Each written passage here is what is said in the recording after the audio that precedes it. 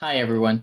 Welcome back to Bufnagle the podcast, where we explore entertaining and enlightening discussions of the adventure of life and all things good. From science and technology to history and philosophy to leadership and success. We hope to give you a better understanding of the world and skills for everyone to pursue their own adventure.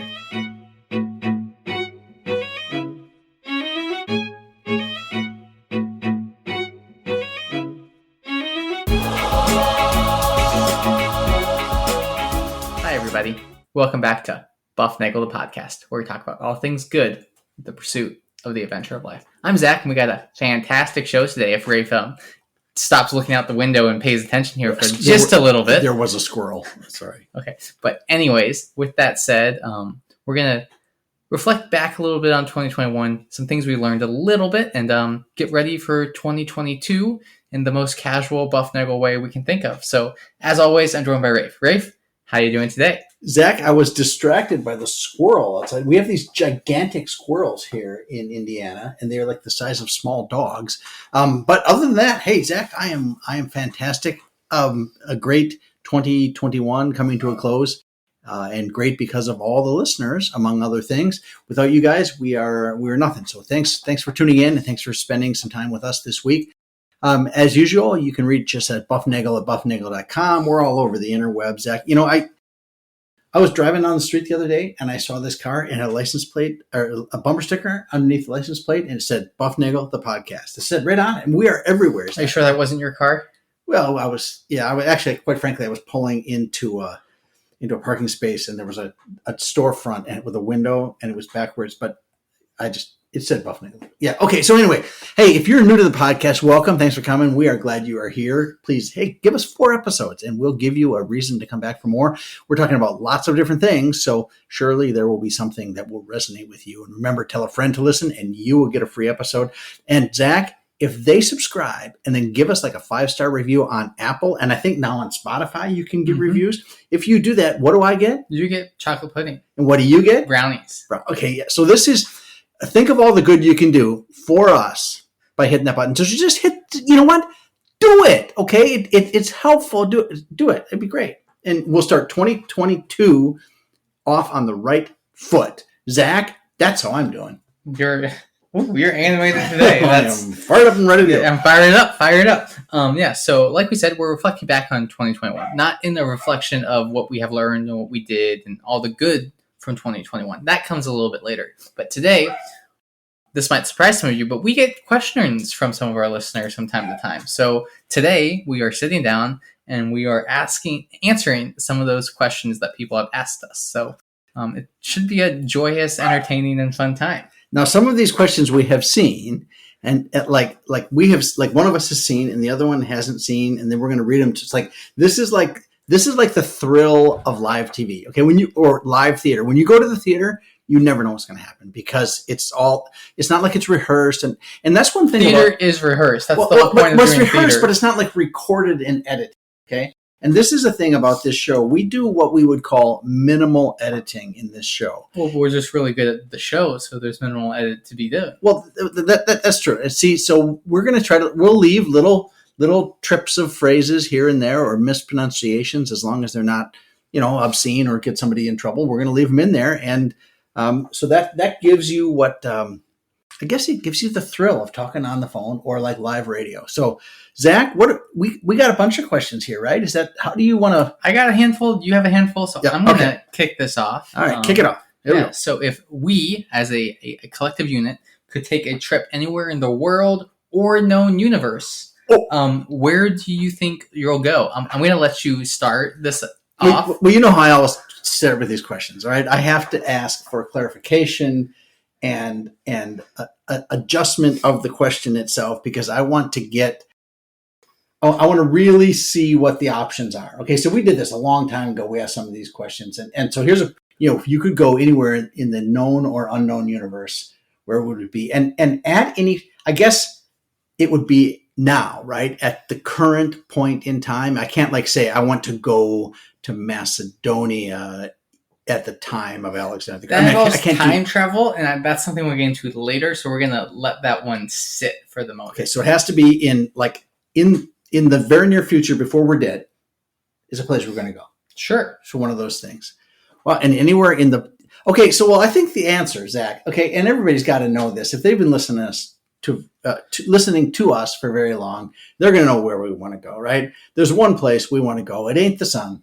It's not the Earth. It's not the moon. It's not the moon.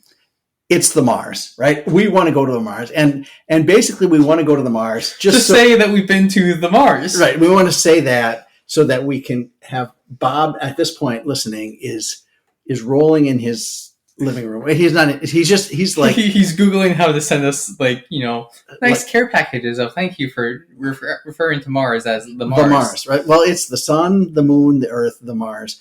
We would like to go to the Mars. But in all seriousness, I think it would be fun to go to the Mars. I guess the thing that gets me more than anything about Mars is when we did those episodes with Bob earlier this year is the recognition of how long it's going to take to get there. See, I think with this question, we're allowed to just teleport there and be there.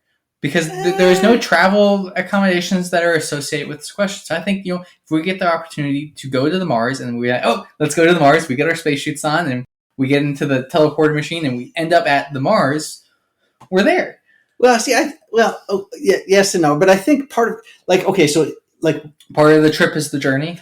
Exactly. I was going to say it's not necessarily the journey, it's the destination. And some of those things are fundamentally important. Zach keeps pointing me back to the microphone because we are today in the same studio, and this is the first time we've jointly been in this studio. And this is always a treat to have Zach in the same studio because when he's doing what he's doing right now, I can actually reach over and I can punch him. But I keep turning my head away and talking to him. So Zach, I think that it's not necessarily the destination; it is the journey, and that's why I think if I could do. I'm gonna take that question and stretch it a little bit. I'm gonna say a place I can go, a thing I could do. I would like to walk the Camino, okay, and not the short. I'm gonna call it the baby Camino, and that's not quite fair. Anybody who does any piece of the Camino is at that you are on top of my top of the chart in that realm. But I think I would like to walk the Camino from Paris to Santiago. Exciting. Okay. Wait. I'm gonna, but it's gonna be two. It's a two-stager. Okay. I don't know if I'm gonna do the Camino first, and then from there I'm gonna fly to like Atlanta or somewhere. Like you're like Atlanta. Everybody goes to Atlanta. I was like, no. And then I'm gonna hike the Appalachian Trail. That's what I would. Those are. Okay. That's what Just I would do a little adventure of life. Yeah, it would be a real adventure of life and some hiking and some contemplation and some alone time with your thoughts. Well, see, those are kind of scary things, those thoughts I have. But that's what I think I would like to do the Camino. I mean, there's so many things, but that's what I would like to do. Okay, so I got well, you mentioned Paris. So if Paris is mentioned, I'm obviously going to the Louvre. That's, that's a me thing. As I think we all know. And then I would obviously want to go to New Zealand and then probably never come back. So that's, I have Googled that and it's possible to never come back. So I just kind of have to tell my mom I'm not coming back because then she'd be like, why aren't you coming back? So, but that's other issues in the future. And then if, we're using I can teleport anywhere and see what something is, I want to go to the edge of the universe and just kind of see what's out there.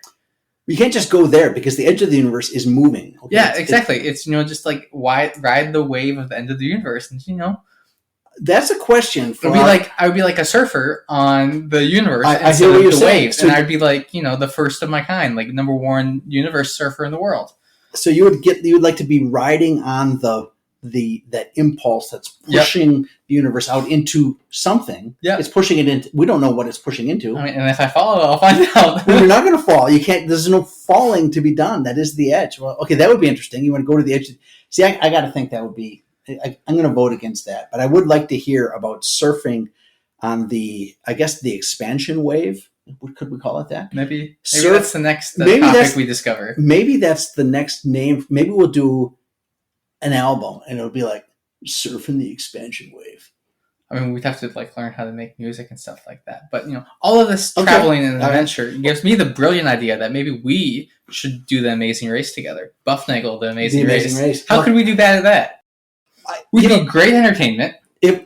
And that's about all you really need, I think. Do you get to phone friends? Because I think we would need to phone some friends along the way when we're doing that's got to be part of it, because we would be like, because we do that right when we're driving, right? I'll be driving and I'll be like, Zach, I'm going through Chicago, and could you check to see what the, because I'm driving by myself, and I want you to check out, like, where's there Chick-fil-A that I can stop at, right? Or something like that. Or you'd be like, what exit do I get off of, because I'm going to change my route here. So I would like to have real-time support. Okay, I'm going to mention one other thing, place we like to go. We want to go to the Vatican, too, to see the School of Athens painting. Yes. That's a place we would like to go. And then all those 7 wonders. Goodness, Zach, there's a lot of places. A lot of adventures to be had. But yeah, I think that's a very complete answer to that very simple question we were asked. What questions did you get over this year? Okay, here's one. Okay, now this is not a question that I have seen. This was a sent one to you. This came into my little list of questions. All right, so this one says, it's very short and rather specific. What's the best way to cook chicken in a crock pot? That's what it says. What's the best way to cook chicken in a crock pot? Okay, well, I think you start by, you have to brown and add a little bit of like texture and crunchiness to the outside of the chicken before you put it in the crock pot. Absolutely. You have to sear it. Yeah. Okay. And like add that seasoning, have that baked in. And then however you're going to make your chicken, whatever you're making, you add the extra fun stuff, and maybe it's tomatoes, maybe it's onions, maybe it's red pepper flakes, whatever it is, to add and build up that flavor. And then you hit the button and you go, and then you kind of forget about it until it beeps at you. So I guess the trick then is the crock pot requires prep work. You can't just dump everything in the crock pot. I mean, you can, but it's not the best way to do it. Well, that's where it was asked. What is the best way? Well, I'm saying you can use the crock pot in that way, and you can do it, but you are not going to get the best version of that meal if you're not doing it. So the best way to cook it in a crock pot is to start cooking on a pan, a saute pan, on the stove, and you want to sear it probably in some kind of oil, right? Yeah. Okay. And butter, because it's fat, but depends on what you're making. All right. So now you're going to add. Now I always think, when I think chicken and I think making it in a pot, I think you have to add the triumvirate of seasoning for chicken, which is onions, celery, and carrots. Are you going to start with that? So I think I would start with oil and onions, celery, and carrots, diced very small, and I would saute those up, and then I would put the chicken on top. It depends on the recipe you're making. If there's a recipe and you don't need to have carrots, and you add in carrots, you are creating an inferior product, and that's not a good job of cooking. Well, I think you do need to have a base of something. Usually, onions can work across any culture. I'll agree with that. Yeah. So you can have the base of onions, and then you're adding in the other base stuff for maybe that culinary culture food. So maybe it's tomatoes, maybe it's peppers, maybe it's a bunch of spices and other fun flavors to build out and complete that dish in whatever way it is. Usually onions is the base, and like additionally, if we're making the best chicken, yes, you might want to like very, very, very, very quickly saute those onions to add a little flavor. Saute the onions before you saute. And then you put the onions down at the base. Whatever else you have, maybe it's your peppers, maybe it's red pepper flakes, maybe it's tomatoes, whatever else you're cooking with. And then you're adding in the chicken, and then you're adding on top with other things to build that flavor up, and additionally adding seasonings and spices. Do you start with boneless chicken, skinless chicken? Usually that's what I do. Are you going to get like a whole chicken, cut it up? I mean, if you're going to do... Well, okay, so... Remember, you want to make the best. This is the best way. Well, I think the best is also dependent on what you are making. If I am making a pulled chicken related thing that I'm going to use in tacos, I'm not going to use a whole chicken, because I'm not going to be using chicken stock. So if I was using chicken stock, I would buy a whole chicken. I would break it down myself. I would then use the bones and other cartilage and stuff like that, and I would build a chicken stock, and I would use that chicken stock. Yeah, if I want the best. Okay, all right, I hear you. All right. So you didn't think about this question very much. I like I said, I'm just reading the question. I just read the question. The questions come in. We read the questions. We answer the questions. This is the thrill of live TV. This is the thrill of live radio. But it's coming to you over your little internet device through Bufnagle the podcast. Okay, well, that's good. All right, but regardless, you gotta sear the chicken before it goes I into think the so. crock pot. I think so. That's and probably you have to step understand the other things that you're adding in. Okay.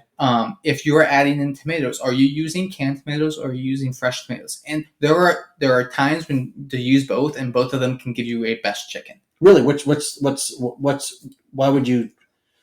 Why are fresh tomatoes not desired? Not in what situation are they not desired?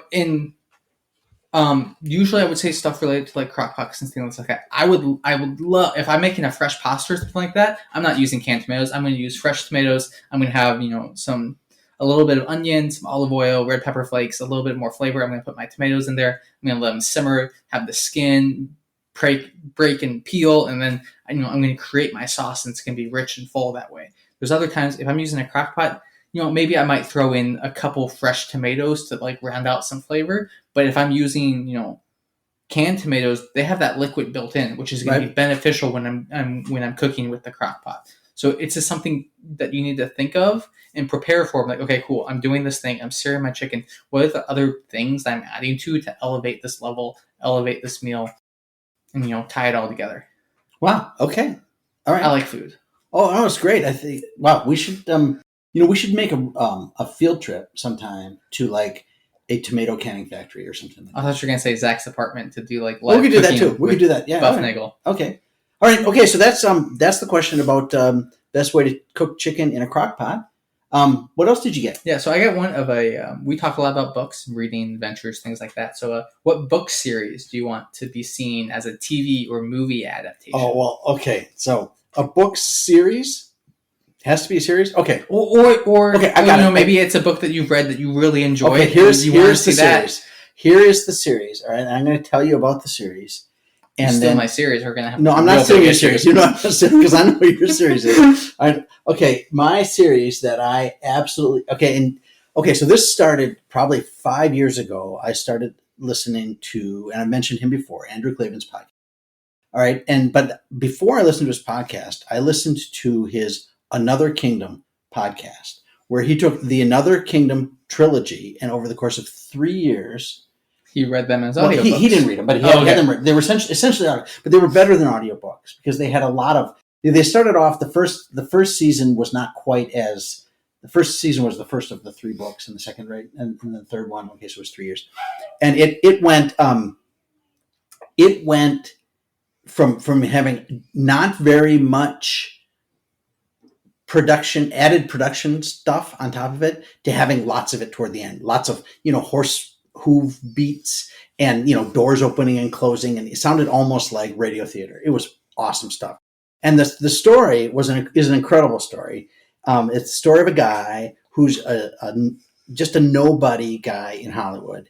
And one day he walks through a doorway and he is immediately in the tower of a medieval castle, and there's a knife in his hand, and there's blood on the knife, and there's a dead woman on the floor. And the guys are on the other side of the door, pounding on the door, trying to get in. And throughout there's really 2 stories that are taking place at the same time, and they are intertwined. And it's a genius piece of storytelling. And every now and then he goes through a door and he goes back from the medieval kingdom back to Hollywood. And there are matched characters on both sides that represent and it's full of all sorts of stuff. And he eventually learned it is a wonderful thing. And I listened to it first on the podcast, which was great. It was like an hour a week, kind of like this podcast. And it was just incredible. I couldn't wait for the next Friday to show up and listen to it. And then when the books came out, I got the trilogy. And the trilogy is the Another Kingdom trilogy, and it is phenomenal. I mean, they're like, I cry at commercials, Zach. But there were places where I was like, I could not believe the depth of storytelling I was exposed to just with audio. There was no movie, no visual. I'm not sure how you could make the movie because there's so much that happens internally. I don't know how you write the screenplay, but that's what I would love to see, a series brought to the screen. Okay. Nice. Okay. So you know my answer to this one. I do. You can start with 7 if you want. Yes. Yes. That we'll explain that in a quick second. So, but my choice would be the Jack West Jr. series by Matthew Riley. So it's on January 22nd, it will be a completed 7-book arc with 2 short stories involved. And I've been reading it since high school. So like for me, like having this last one come out is like almost in a way like the end of like my childhood, even though I'm 27, but that's like a completely unrelated point. It's the end of that journey, right? Yeah, it's really the end. And like these are characters I felt like I grew up with. One of the protagonists' age is my age. She's the same age as my sister. So it's like there's that mirroring familiar piece of that. And then it's addition, like I've grown up with these characters. I've seen them evolve as I've evolved in life. And like I think there's a lot of, underlying philosophy about humans and who people are and like what they represent, like embedded in these books, even though they are high adrenaline, high adventure, high action things. And it's just like seeing those characters and like creating that type of connection. And like this is the last one, and like I know what I think is going to happen, which I don't want to spoil anything for future listeners of the series. But okay, it's big, it's bold, it's adventures. They're going all the way around the world. They explore the 7 wonders. They find out about like weird secret societies that are kind of puppeting the whole world and things like that. And it's one guy's almost crusade to be like, you know what, we're not gonna let a few people rule us in tyranny because I like freedom. And like that, it's kind of like his crusade for that. And it's seeing him evolve as an individual, seeing his daughter grow up, seeing like him get married, seeing his 2 best friends who come from completely different cultures become best friends, and the reasons for that unity. It's it's a beautiful story when you break it all down, away from the adventure, away from the action, away from the history, about humanity and like growing up with those characters. And I would love to see that as a proper TV series or as a proper movie series, because I think it would just be so much entertaining. There has potential to be extremely well done. All right, I hear you. So that's a 7-book set. And right? 2 short stories. And are they in the middle or are they? So the first short story came out before the 4th book, but it took place before the first book. Okay, so it's kind of like a prequel of the whole set. Yeah. And then the other short story came out before the 6th book released in 2019, I believe. All right, now so you got started in this, if I remember right, like back when I was traveling a lot more for business. Yep. I would often stop at the bookstore at the airport and grab anything that looked interesting. Yep. And sometimes I did very, very well, like when I learned about the global synchronization of time. And other times I did really, really poorly when I left the book on the plane because it wasn't worth finishing. But I started actually with the 6th book, right? Well, with the 2nd book. Okay, so they're numbered 7 through 1, yep. Right? And so it's a 7 something something, a 6 something something, a 5 something something, all the way down to the 1 something something. Okay, so the 7. So when you say that, so when you start with 7 is the first book in the series. It's called what? 7? It's the 7 Deadly Wonders, Deadly based Wonders on the ancient wonders of the world. Ah, okay, and then 6 sacred stones, and 5 golden rings. The 5 greatest warriors. Okay, 4 legendary kingdoms, 3 secret cities, 2 lost mountains, and then it's the conclusion of the 1 impossible labyrinth, which is a reference to the labyrinth of Greek mythology. But all right. That's a different point entirely. No, I got you. So that would be wonderful. It's a So I read the 6th one. I brought it home. Yeah, and that's back when you were pretty young. When I was 7th grade, probably freshman in high school. And you weren't reading a lot. And I was like, Zach, we might want to read this. He was like, okay. And like 2 days later, he emerges from his room with like, I think less than a day later. Can I get book number 7? I was like, yeah, go ahead. So he's been reading that for close to a decade, something like that. And it is good. The good books. I wish somebody would have told me this, Zach, when I was in 7th grade studying literature, is that the really good stories tell 2 stories at the same time, right? And that is the whole trick of good literature is to embed double meaning inside it. And that's something I know are in the Clavin books, and those are in the Jack West Jr. books.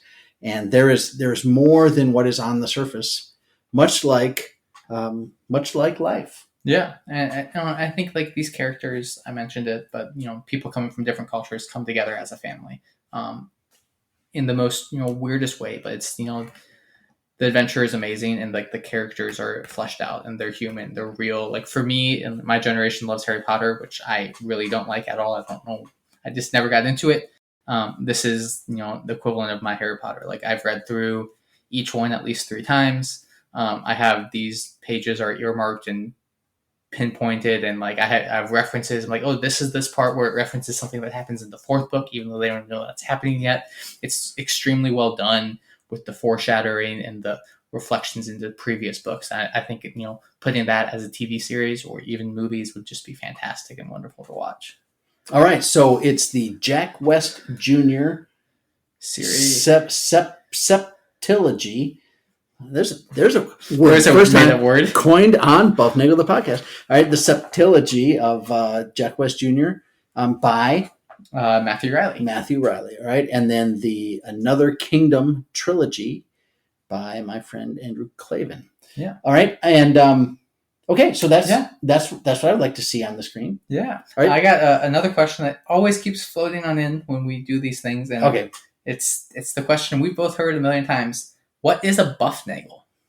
So do we want to do that? Is that I don't think so. I think we're gonna save that question for a future date when we do the origin story of Bufnagle and Bufnagle the podcast. We will do the origin story, yeah. But along that line comes this question, right? That oftentimes goes along with that one, and that is, how do you guys do the show? What do you like? Tell us about planning, recording, and uploading, the software you use, the sites. Okay. How does it all work?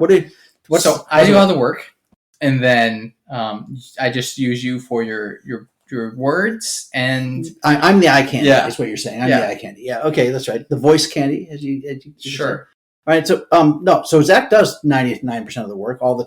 He does almost all the technical work. Yeah. So what we do is we record on a platform called Zencastr. It allows us to have individual audio tracks for each of us and all of our guests that we bring on. I then use those audio tracks. I input them into an Audacity file where I then edit, take things out, clean everything up. So, you get the good sounding podcast in your ears that you hear today. I add intro music. I add outro music. I make sure everything's synced and sounds good. And then I upload it to our hosting page. And then it drops on Tuesday mornings at times when you're still asleep. Yeah. So the editing is pretty much cleaning up junk.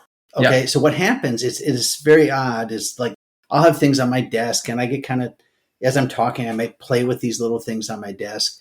And what Zach does, he cleans that up. Those little bits of sound. The dog will bark on occasion.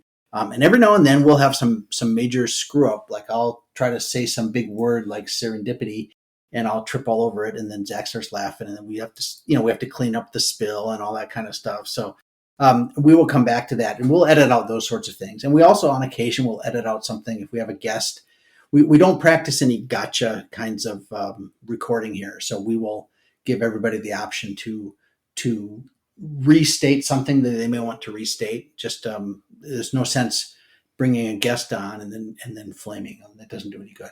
But that's the total of the editing. It's pretty much making it clean. So what you get is something good. And sometimes that works better and sometimes that works worse. We haven't always been on the Zencastr platform. We don't talk about those times. Well, back if you listen to our stuff in the old days, it sounds different. And that was we've migrated to different things. So we use Zencastr, Audacity for editing, and we upload to Buzzsprout. And then from Buzzsprout, they're like all the podcast places where you get your podcast. They have feeds into, or I guess they pull the RSS feed onto their directory. Yeah, and then you listen to it there. And then what I do is on Monday after Zach's done listening or editing, I go and I listen. And then I provide the description that you see there, and I bounce it off Zach to make sure we haven't missed anything he wanted. Oh, before that, though, Zach writes a fake description. Right, and that encouraged me to actually get in there and edit it before it drops, lest we say something untoward. Yes. Because he likes to keep me on edge that way.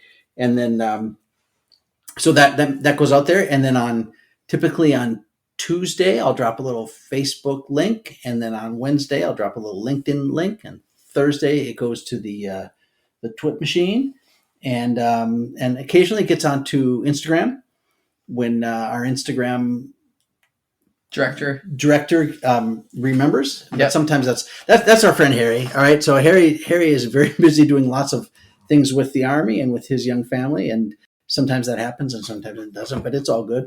So, and then you guys hit the button, you listen, and you send us your feedback. So it's a great. And then we get questions, and here we are today. Yeah. So, but we do planning, right? I mean, so we have like earlier, like on the weekends, we talk about what's the topic? Where are we in the list of?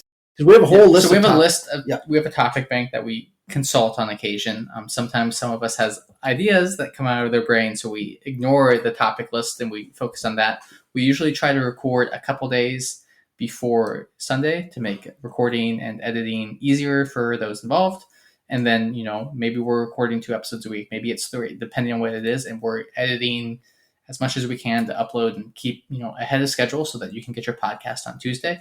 And then, that there is planning. There is, we're backing, hey, here's this idea, kind of this direction we want to take the podcast. The biggest thing we've learned is we don't want to script this stuff because we are best when we get to think organically and have organic conversations. So we try our best to do that. And maybe it means that one of us rambles on for a little bit and then someone picks back up with a little bit words and things like that. But we do not have a script outside of our intro and our outro.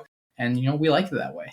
Yeah, no, we will, the hardest ones I think to record are the history ones, because there's a certain number of topics that we have to cover. And some of us like to deviate from the script. We like to go off on tangents, and others of us have to get us back on track. So we'll have a list of points we need to cover when we're talking about Joan of Arc, say, or Magellan. It's an outline more than a script of like, hey, here's this thing's happened. See where this conversation takes us. And, it's if the conversation is organic, it's going to be better, in my opinion. It's like, you sit down at the dinner table with your friends, and this is the topic. Yeah, you ramble on for a little bit, you have some fun, and it's enjoyable. And that's what we're trying to emulate here. I almost, like you said, it feels like we drop the microphone on the kitchen table and record the conversation. But what never happens? We never get dessert at the end of the podcast. We do, because we get all those 5-star reviews. That is right. Okay, that's right. So there's another reason. If you're thinking, should I really do this? Yes. Make the 5-star review, hit the button, and then that gets us our dessert at the end of the podcast. And that keeps everybody happy. Keeps everybody happy. I think I have one more. If you have any more. Why don't you do yours, and I'm going to save this one for a little later time. We are running a little bit lower on time, so maybe a little. Okay. Yes, sir. Yes. Yep. Finally contained answers. We both have a tendency to ramble on a bit. Okay, bring it. We have talked a good deal about nutrition and lifestyle and healthy eating. So what are some of the strangest food combinations that we like? We talked about nutrition, but this is not a nutrition thing. You know what I like? I like Fritos with chocolate pudding. Yeah, I had a feeling that was coming. So it just, people will do, at Wendy's, you can get the Frosty, right? with fries and the Frosty. Think of fries and the Frosty. It's the same as Fritos with chocolate pudding. And, you can do a lot of, if you twist your head just a little bit, you can start thinking of new combinations. Like ice cream, I love hot fudge on my ice cream, but if I don't have the hot fudge, I'll add something else. And one of the great things to add to plain old vanilla ice cream is hot cocoa mix on top of the vanilla ice cream. It is tremendously fun, and it provides this little chemistry lesson because the granulated stuff, the sugars in there, it's mostly sugar, right? It's mostly sugar and a little cocoa. It tends to melt the ice cream, and you get a little lesson there in the chemistry of what do they call that? Reduced freezing temperature, or what? I'm not a chemist. The thing that happens, melting point depression, I think is what it's called. Melting freezing point depression. Yeah. All right, so you get to do that. So I think hot cocoa mix on ice cream, Fritos and pudding. You can put chocolate pudding on vanilla ice cream. It's awesome. Bring it, Zach. What do you got? My go-to of weird things is always chocolate and banana. If there's a banana and there is chocolate, I am consuming both at the same time, and I think it's wonderful. I'll do my dark chocolate peanut butter cups with a banana as a very easy, very simple snack. Do you just do them jointly, or do you mix them? I like, if I'm going to do it as a snack, which means I'm going to have 3 dark chocolate peanut butter cups, and I'm going to have a full banana. So I'm going to start eating the banana. When I'm about a third through, I eat the first one. When I'm about 2/3 through, I eat the second one, and when I'm done, I eat the last one. So you finish with the peanut butter cup. Yep. Now these are the dark chocolate peanut butter cups. Yes. Right. Yeah. See, I have trouble with those because I'm a big dark chocolate fan, but I just can't. I can't. There's something about it that just doesn't square with me. I think the milk chocolate peanut butter cups, I can do those. Something about the dark chocolate, and I'm a big dark chocolate fan, but it just doesn't work for me. I also weird food combinations, like when I make my smoothies and stuff, I will add in my protein powder is chocolate, but like I have additional like hydration and electrolyte mix stuff like that. It's blue raspberry flavored, so it's the 2 things I'm adding in are chocolate flavored and raspberry flavored, which is not the most ideal combination for some people, but I really like it, especially when you combine it with the fact that my base is bananas, strawberries, mangoes, and raspberries. It kind of just smooths it all together. But I do know people out there that aren't the biggest fans of chocolate and raspberry, but for me it works. Right. I'm a big fan. When I was with my brothers, I added lemonade with the chocolate, and it tasted actually really good. But so I might have to try that in the future. But yeah, all right. That's about as weird as I get. Yeah, I don't think I've done. Yeah, I think people look at me funny with some of those things, but hey, it's your life, and you're living it, and you're enjoying it. Okay, I had a boss one time that told me that he said when they had kids, one thing they did was outlaw at the dinner table any commenting on how other people eat. Right, so this idea of like, oh, you put ketchup on your bananas or whatever it is, and he said when he outlawed that, like 90% of family squabbles went away. He said it was incredible. Yeah, I mean, you mentioned ketchup. I really, really, really dislike ketchup. So I don't put it on anything. I don't put mustard on anything. I don't do a lot of those type of sauces. It's just not my thing, and I like my food the way I like it. So that's how it's going to be. All right. Well, Zach, I think that wraps us up. Do you have any other questions? Well, did you get any of those floating on through? I got one here that I'm going to keep us for a little bit. Whoa. We're going to keep it here for a little bit, and we'll bring it back sometime in 2022 because it talks about community again, and you know how we're big fans of community. But I think out there in the kitchen is a crock pot with some chicken stuff in it. We'll see if your mother has succeeded in making it the best one ever.